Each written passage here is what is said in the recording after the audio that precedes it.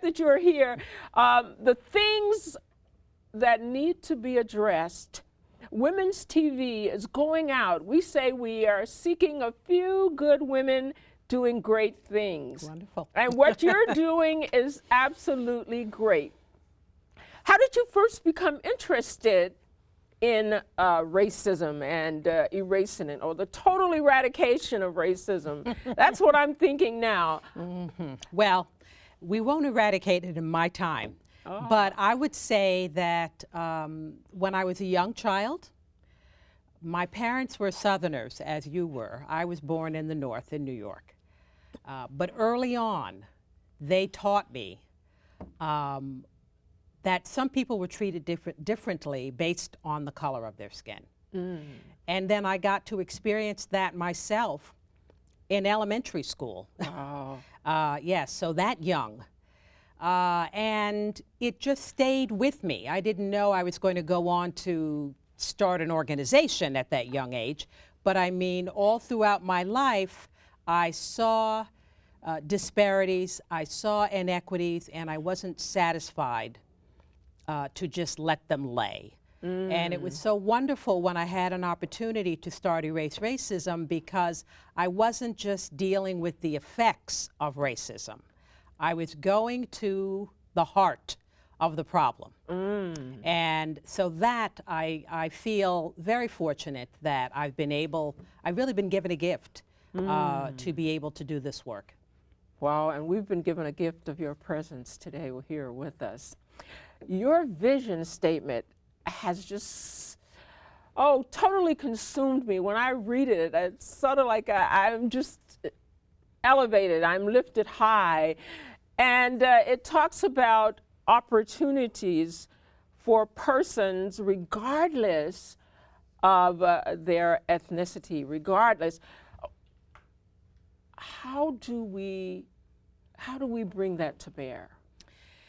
Well, you shouldn't be able to assume that the black students will only get to go to schools that have fewer resources, that they will be limited in the kind of education that they will be given.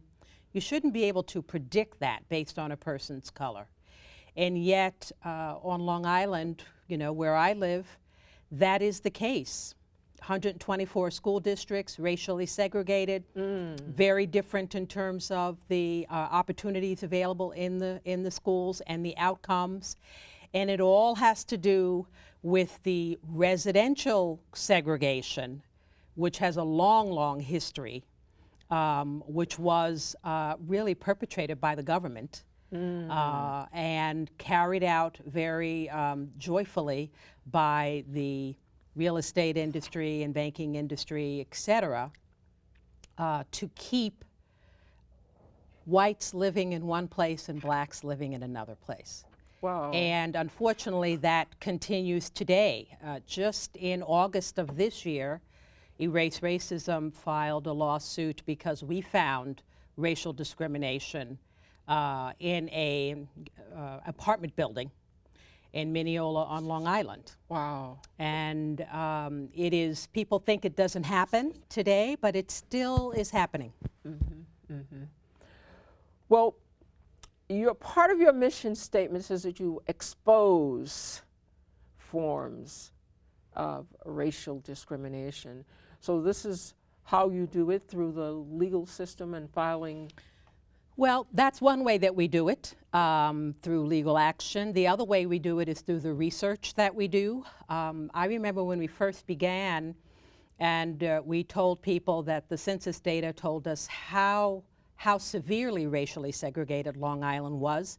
And people said, well, we're not that very, segregated. We're not any more segregated than any other place.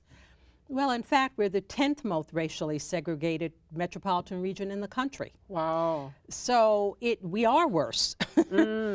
And so the research, both the demographic research and then other kinds of research, help to shed a light on what the facts are.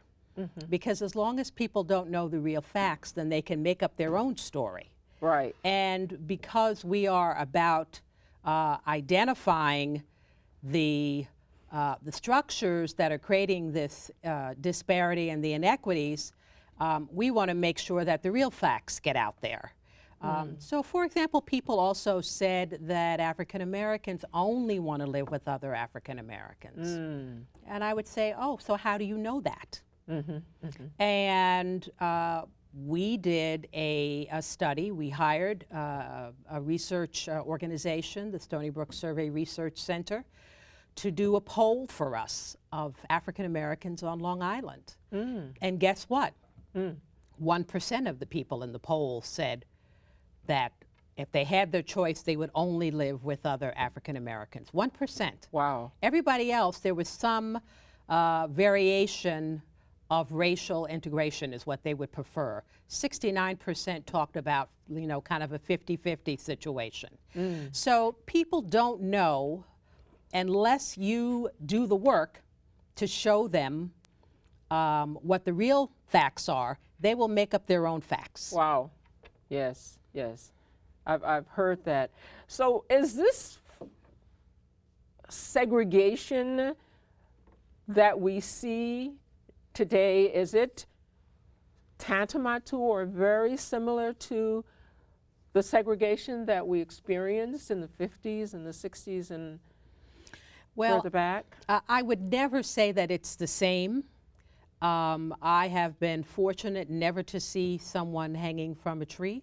Okay, so I don't want to in any way exaggerate the what we have to deal with on a day-to-day basis.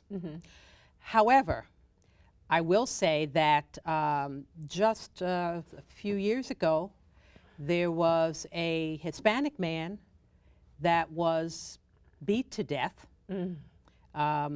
because he wasn't supposed to be there. Okay? So there are those kinds of hate crimes still exist, but we don't have anywhere near the level of sort of systematic just murders and lynchings, that kind of thing. But I would say that what is similar, racism has always been structural. Okay, it was structural with slavery. It wasn't just about a one-on-one personal animus. It was always structural. And that part continues today. And so you see it in every institution, you see it in every area, whether it's housing or public school education or health, you see it. And I think that sometimes because it's more subtle, it's harder to address. So for example, if a municipality says, we're going to build some affordable housing, but only people who already live here have access to the housing.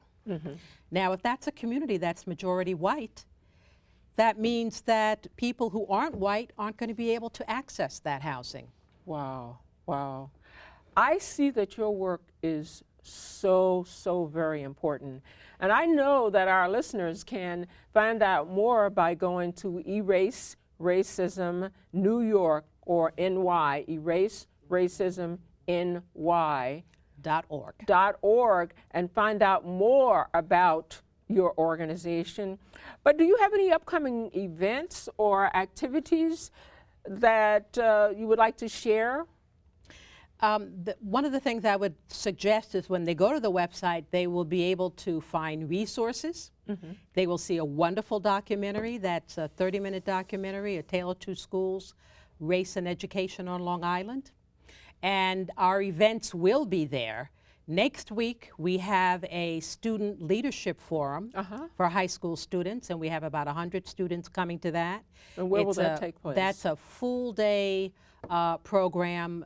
It is on Saturday, and people should contact us if they have a high school student they're interested in sending. But that's happening right out on Long Island. On Long Island. And then we also have throughout the year different kinds of trainings educational programs, etc. So the website is really a wealth of information in terms of all of our reports are there, as well as, as I say, other kinds of materials like videos, etc.